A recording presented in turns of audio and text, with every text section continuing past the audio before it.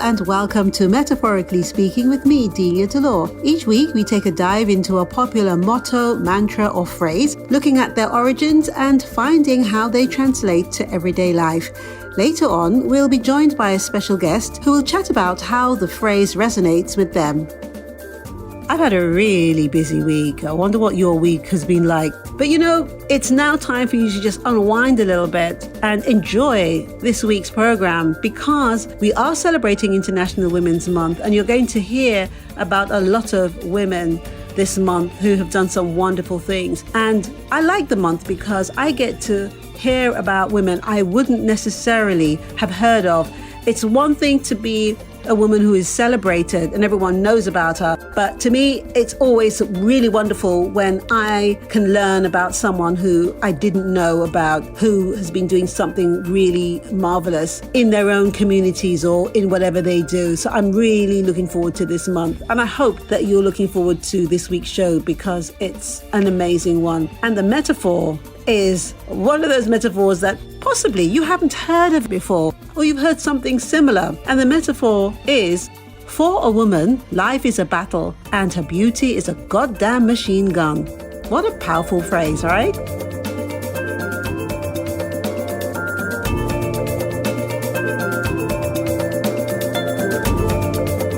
It's International Women's Day tomorrow, and the theme this year is Break the Bias. Today's episode is chock full of trailblazing women who have continually pushed boundaries, redefining what it means to be a woman. Later on, we'll also be interviewing one such person whose career has focused on inspiring the women around her. Speaker, mentor, and philanthropist Dr Diahanne Rhiney is this week's special guest. She'll be catching us up on what it means to empower your friends, whether local or international, how we can relate to each other's experiences, and how we can help each other out. Without further ado, let's get on with the show.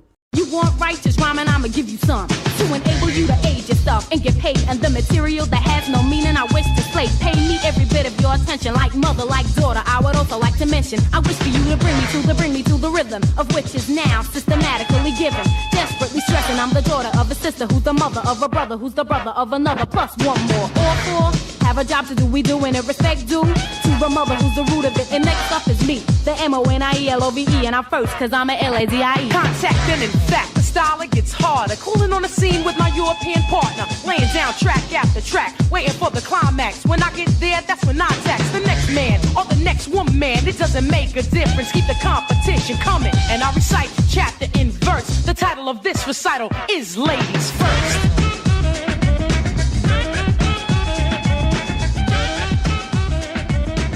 Today's quote comes from Netflix's Coming of Age series, Ginny and Georgia. In case you haven't watched it, it's a teen drama set in the States. It's all about a young mother who has learned to survive through weaponizing her femininity, all told through the eyes of her teenage daughter, who starts putting into practice some of her mother's techniques, with adolescents acting as the real driving force. The quote summarizes her mother Georgia's stance perfectly, having fled an abusive childhood only to fall into the hands of one shady man after the other. She does do some questionable acts during the series. Feel free to check it out for yourself. But there is an underlying concept that historically, women who have learned to match their looks to their charm are often able to blindside an unsuspecting male. Here she is talking about one of them. Austin's dad's terrible. He's in prison. Prison? For what? Fraud. Embezzlement. Oh, don't worry. He was framed. How do you know? I framed him.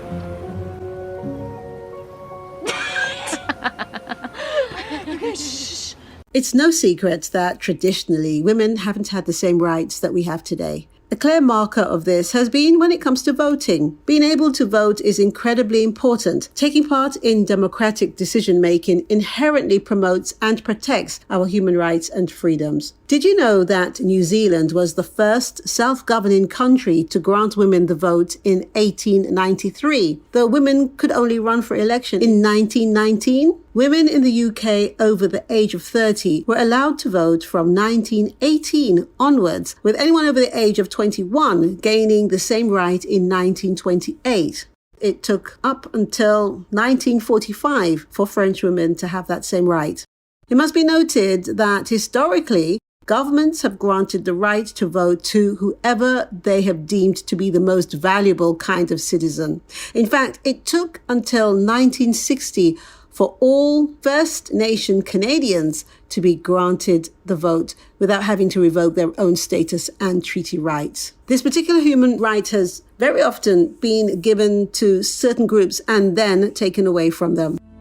The rules that govern American elections are largely made by state politicians. That's how it's always been. Voting was always left to the states. Different states can try different systems, and if they work, other states will copy them.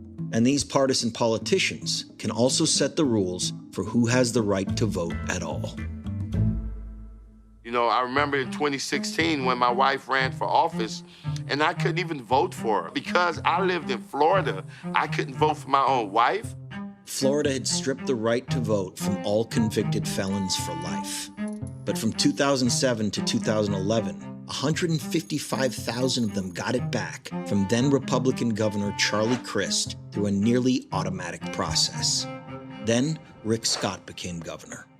I would never forget when the governor at the time, Rick Scott, he rolled back the clemency policies from the previous administration. Ex-felons now had to make their appeal in an in-person hearing. People would basically go in front of the governor and his cabinet and beg the governor to restore their rights. I'm here to get my rights back so I can have a voice.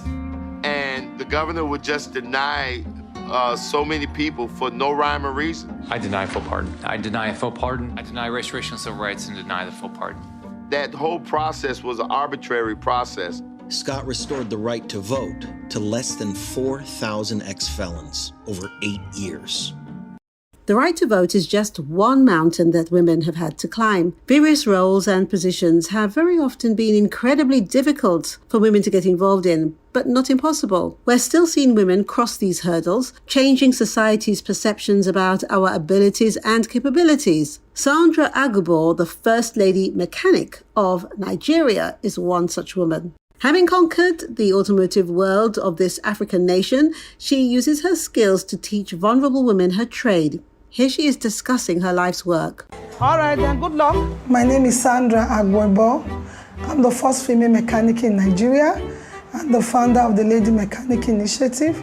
I've been a mechanic for 32 years and I've been running my own garage for 22 years now. So that is the way it works. The Lady Mechanic Initiative is working with the vulnerable group, the ex-commercial sex workers, the school dropouts, married women who wants to acquire skill. They are like, there's no more hope in my life. I said to them, you know what? You have got a lot of hope. I'm going to help you build that hope. Amina here, she has 5 children and she's a mechanic. Amazing. Because they are vulnerables, they don't have money. They are from poor background. So they don't pay to learn. And we do all this. From the funders pay their stipend, pay for their lecture, overall, and my training is just free of charge. You want to be able to help other women as well. Now we've been able to empower, graduate about 1,000 female mechanics in Nigeria in 5 states. A lone woman entering a more male industry, or any industry depending on when we're talking about, has of course brought its own unique difficulties. However, there are certain qualities that women not only bring, but have learned to use to their advantage. Stereotypical expectations of naivety, innocence, and even unintelligence, at least not matching that of a man's, can be turned on its head. Someone who springs to mind is the late and great Marilyn Monroe, the world's most famous sex symbol, the embodiment of the dumb blonde. However, when you watch her on screen, you quickly learn that these titles pretty much only describe her physically. Thinking deeper, you may even associate her with the idea of performative stupidity, dumbing herself down to fit herself into society's expectations. Now, performative stupidity can only be done by people who are cleverer than their acting, and Monroe was a wonderfully intelligent woman, having left behind many beautifully written poems to prove it. I heard you were smart, but I didn't know. I'm not. Yes, sure. Don't let me fool you. I'm not. You know, you have a reputation as among the great mass of people, I think, is probably the most beautiful blonde in the world, but a kind of a dumb girl because you're a beautiful blonde. And blondes and dumbness seem to go together. I think it all started with maybe with gentlemen prefer blondes. You know, it's interesting that people associate, if you happen to have blonde hair, you know, naturally or not naturally, however, or if you're not out of shape in some way, you're absolutely dumb. I mean, you're considered dumb. I don't know why that is. I think it's a very limited view. That isn't true, I'm sure. Well, I mean, it doesn't matter what the person, what they look like, what color hair they have. Nonsense. Or if they happen not to be out of shape. I mean, my time's to come. Gravity catches up with all of us. Yes, slowly, but I'm afraid inexorably, if that's the right word. A more recent scientific study held in 2014 delves into this idea a little further. Sociologist Dr. Maria Pereira spent 3 months as a student in a British Year 8 class. The students were between the ages of 12 and 13. Her research found that the boys at the school had come to believe that their female companions were less intelligent than they were. Societal pressures that men are supposed to be taller, stronger, cleverer, and funnier than women are absorbed by younger people as they try to adapt to their surroundings. The girls were more inclined to dumb themselves down to seem more feminine, whilst the boys struggled under the pressure to be more dominant than the girls. These qualities were very restrictive and even harmful to the children. In fact, Dr. Pereira noted that these ideas of masculinity and femininity were in fact untrue and furthered issues with self-esteem and bullying. Therefore, it is important to promote much less rigid ideas of how each gender should be. I suppose society and media creates these concepts and rules about what defines a woman, but actually there is no definition. We're all so individual and unique, and we should be able to live our lives like that openly every day, and I feel that takes strength. It's time to welcome our guest, Dr. Diahanne Rhiney, founder of the Baton Awards, where women from all over the world are celebrated for overcoming barriers within various industries. Check out her social media, as her positive, encouraging attitude is infectious. You can see how she's gained success working with her peers to help them to reach their personal goals.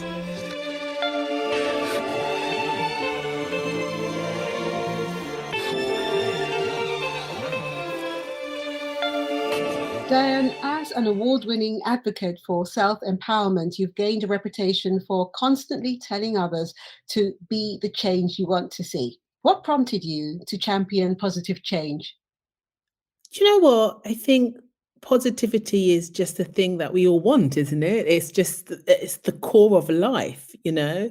As there is darkness, there's always light. So I've always been raised to champion marginalized groups, to, you know, where you see wrong, always, you know, be the better person. And as Michelle Obama says, you know, when they go low, you go high. It's just all about being that positive change. I think we live in a world where it's all about you, I, and it should be about community. It should be about community at the core of everything. And I just believe that often we can talk about things that we're not happy with, but I always think, well, hold on a minute. Rosa Parks, it took one person standing up.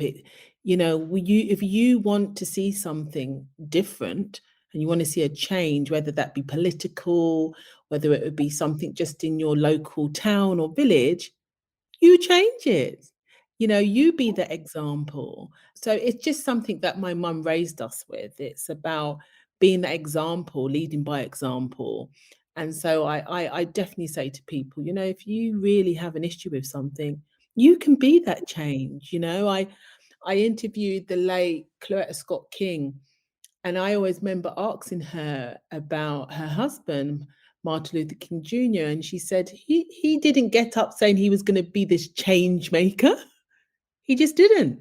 He just didn't like what was going on. And that's what I mean. We can always be that change.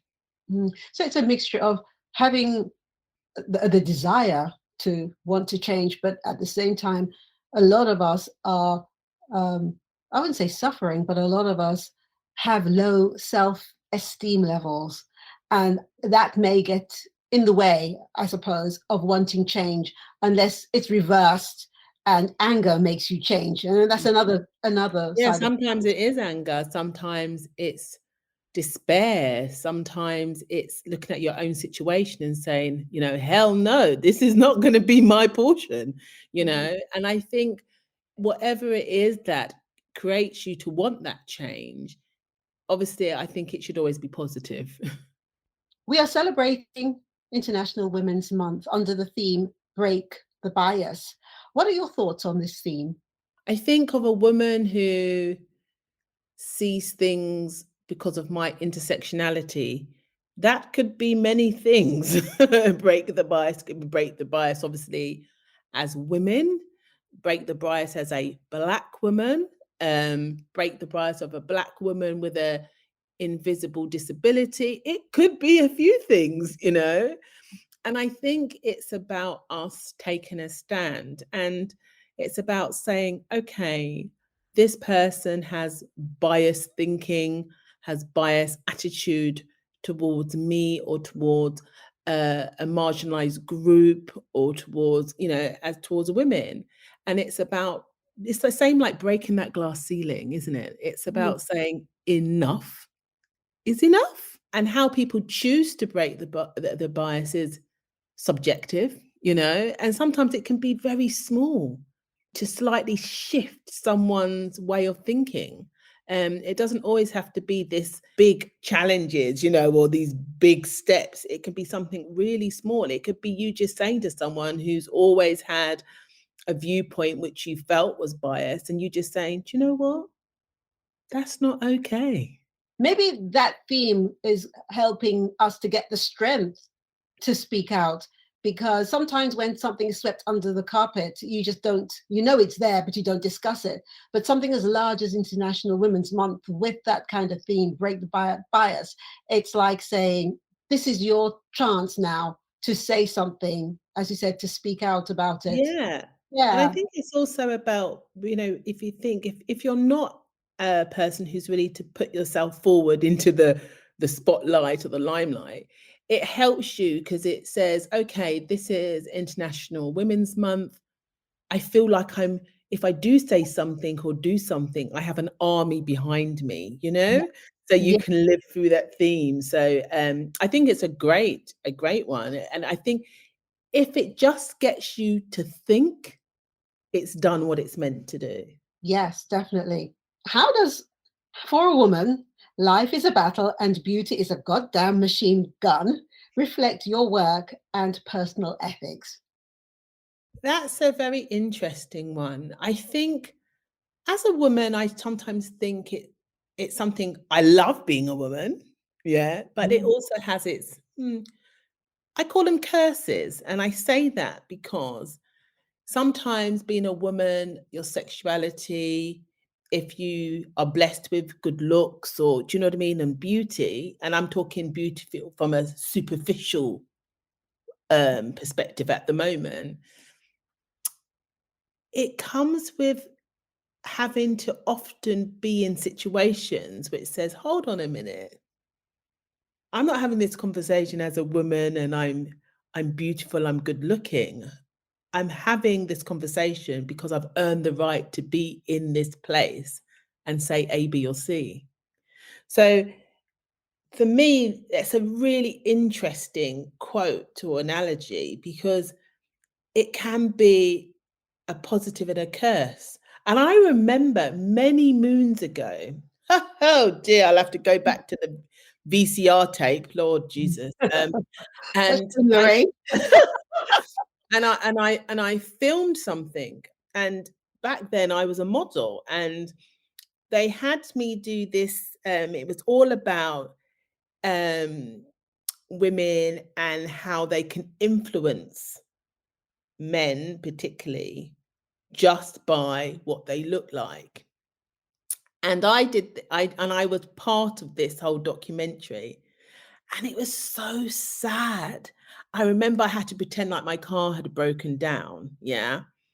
and wave, distressed. And I was interested to see if it would work. And it worked. It was going to the airport and wanting to be upgraded, and saying, oh, yes, I just had far too much stuff, and being upgraded.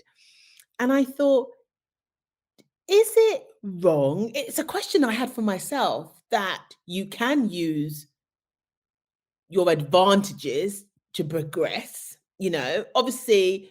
And I say a big caveat there. I don't mean, does that mean you sleep with someone else? I'm just saying, does it just basically because someone finds you attractive, does that mean that you can't use that to seal a deal or do what you've got to do? It was a real quandary to me.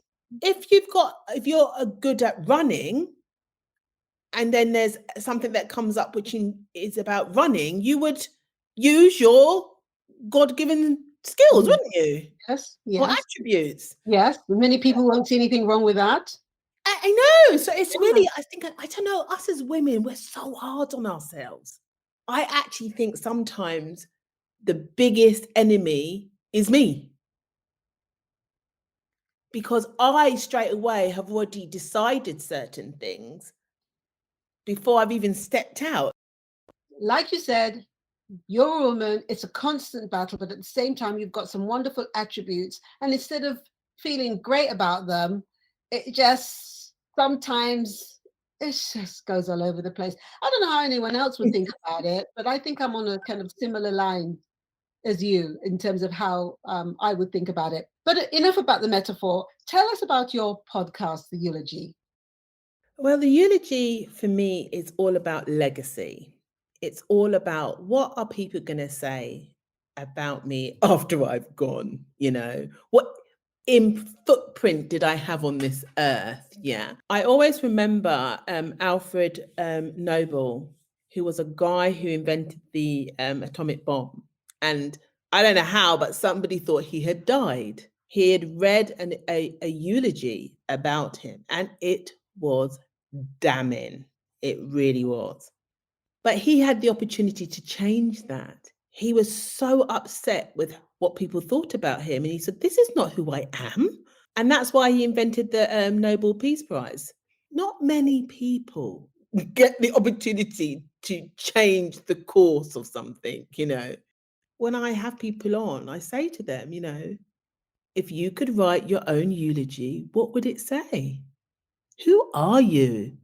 Do you know what your purpose is? Why do you think you're here? How I was raised is you have to think about, what is it I want to leave behind? We have to endure this amazing thing called life, Sometimes it can be short and sometimes it can be long. The reason why I'm so passionate about this podcast is my mum died very suddenly and young, really. She was 57. And the week before she died, we had gone to a funeral and we had been talked about, oh God, who would come to our funeral? And did you think how many people would come to our funeral? And we were joking, but we were kind of, like, yeah, I've never thought about that. Yeah, who would come to my funeral? When my mum died, thousands of people came. We had catered for 400. And I thought, wow, that lets you know how you lived your life. Because I know that if my mum had written her eulogy of what she thought would be said, my mum was quite shy. She would never have thought that she had had that much influence on so many people. And that's why I say it's so important. And it was the community who came together. Remember, I told you we catered for 400 people. Yes. People went home, fried fish, met dumpling. Everybody came together because of the footprint she had left. And to me, that's all I want. I want, I always say to people, my headstone, be it, even though I want to be cremated, I say, I want it to say, she lived, she tried her best. So how can people hear the eulogy? Oh, it's on Spotify and all the, the podcast platforms. Just put the eulogy in and it will come up. I also have another podcast called Behind Her Eyes, and that's interviewing women of color and just having real talk, real talk. Like, come on, tell me, what has it been like? I've just been interviewing the first 6 guests, and honestly, when I say real talk, I mean real talk, whether it's about relationships, business, career, racism, misogyny. We've covered everything, menopause, you name it. Okay, so let's talk about your book, All About Me. You say in it that the reader could be the author of their own life. What do you mean by that? Too often I feel that we allow people to hold the pen to our own stories. And I'm saying, no. Yeah, you might have some rocky road. There might be things that happen that you wish you had a easier time of it. But take control of your own destiny. I'm not perfect, but the things that are not perfect about me, the things that I can improve on every day, I try to. That's all I can do. But everything else, I am responsible for. I have, I'm religious, but yes, and I think God has had my back. But ultimately, I need to take action for my own life. And I always say to people, one thing with me, whether it's bad or good, I have the pen to my own story. Nobody else is going to be given that privilege but me. So how can we get in contact with you if someone wants to kind of hear some more, not just through your podcast, but about you and how you can help them? Well, I think my website, which is all the W's, DiahanneRhiney.com. So, and for those who don't know, it's DiaHanne. And at Diahanne UK, all the social media platforms, it's DiaHanne UK. So I love speaking to people. I love getting new perspectives and, getting in some serious debate with people, and that's what I love about life. We don't always have to agree. We just need to respect each other's differences and different opinions. And that's what I love about this wonderful world and this thing we call life. It's all the different shapes, sizes, colors, opinions. I love it.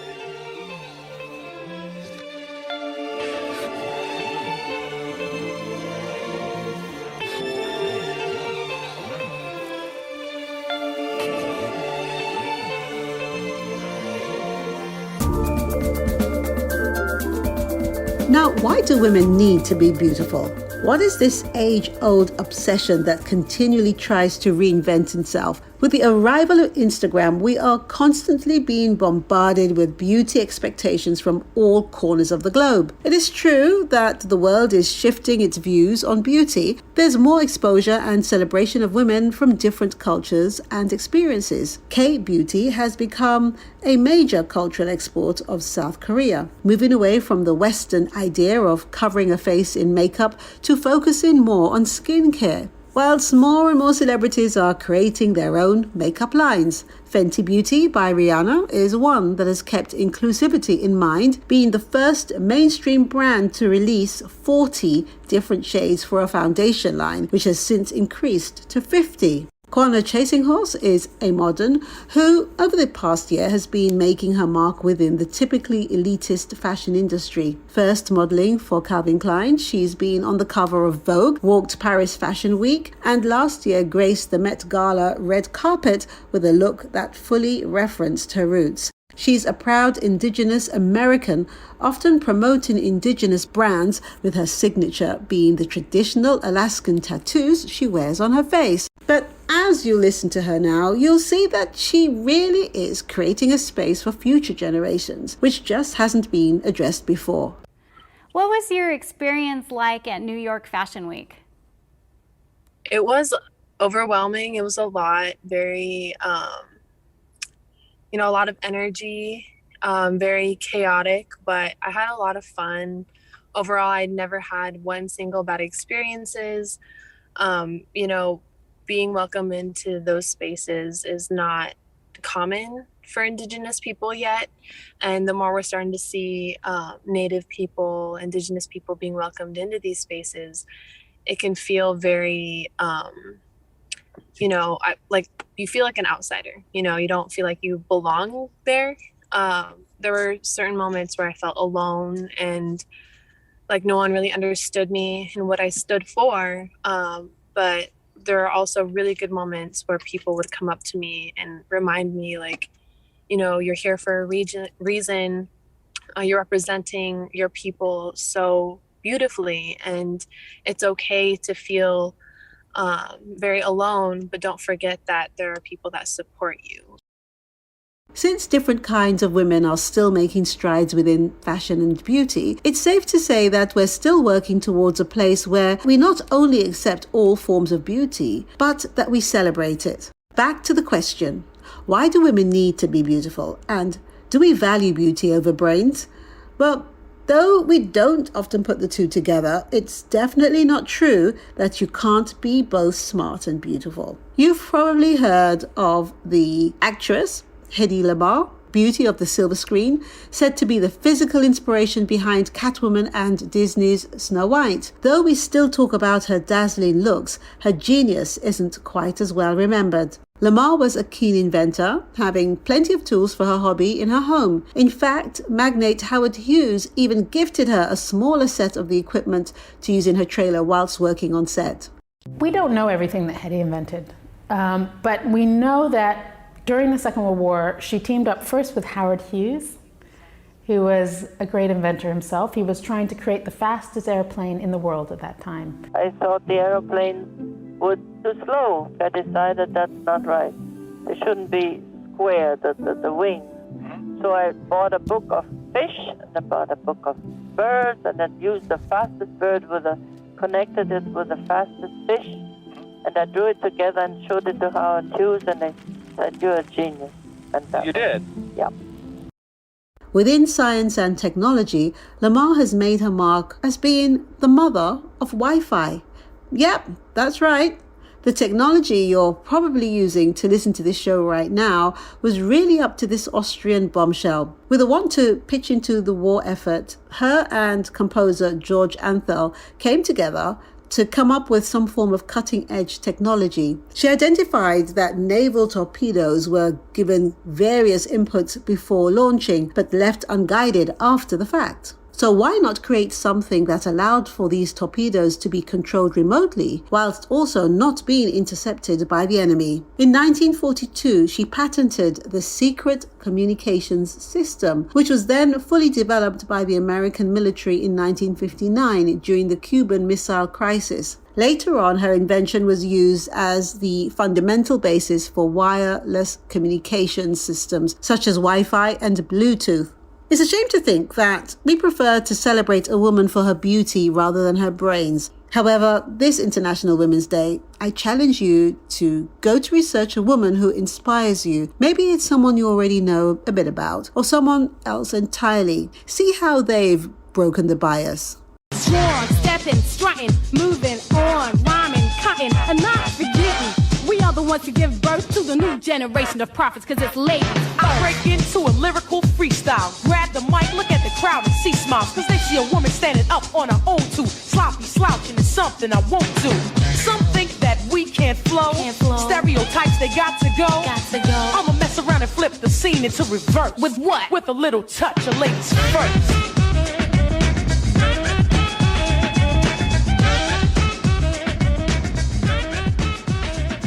For a woman, life is a battle, and her beauty is a goddamn machine gun. It's a powerful phrase, which I hope you've come to understand this episode.